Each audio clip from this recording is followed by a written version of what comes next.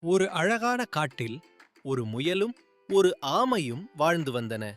முயல் மிகவும் வேகமாக ஓடும், ஆமை மெதுவாக நடக்கும். ஒரு நாள் முயல் ஆமையை பார்த்து சிரித்துக்கொண்டு, "நீ மிகவும் மெதுவாக இருக்கிறாய்" என்று ஏளனம் செய்தது. "நாம் ஓட்டப்பந்தயம் போட்டால் எப்படி?" என ஆமை அமைதியாக சொன்னது.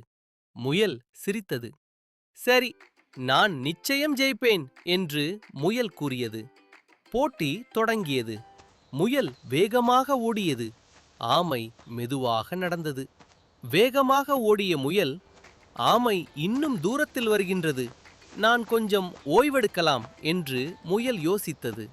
பிறகு முயல் ஒரு மரத்தின் கீழ் ஓய்வெடுத்தது. ஓய்வெடுக்க சென்ற முயல் தன்னை அறியாமலே தூங்கிவிட்டது. பிறகு ஆமை நின்று விடாமல் மெதுவாக நடந்தது. அது சோர்வாக இருந்தாலும் நிற்கவில்லை. அது முயலை கடந்து சென்றது. முயல் விழித்தபோது ஆமை ஏற்கனவே முடிவு கோட்டை அடைந்துவிட்டது.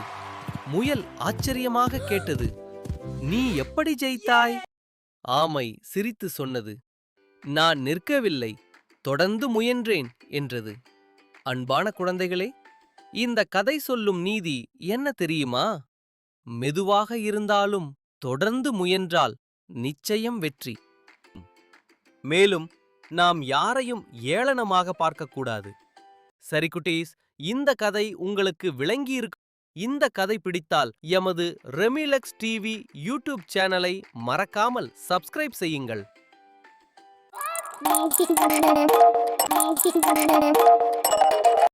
ரெமிலெக்ஸ் டிவிக்கு சப்ஸ்கிரைப்